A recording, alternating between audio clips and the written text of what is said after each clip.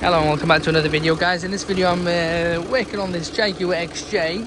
It's a 3 litre diesel, sounds lovely, but it's typical Land Rover.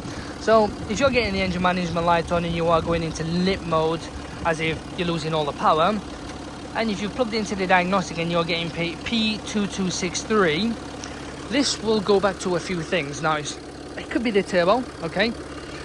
Or before you start working on the turbo, because it's not cheap, it's going to be a good few grands, including labour and whatnot, I would do a smoke test. I would do a live data as well. What you're best doing is checking to see if there is any boost leak.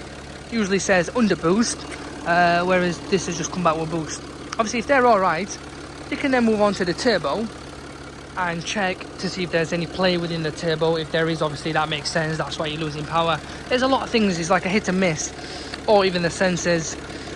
But yeah, you'd have to do a smoke test if you ask me. Try it that way.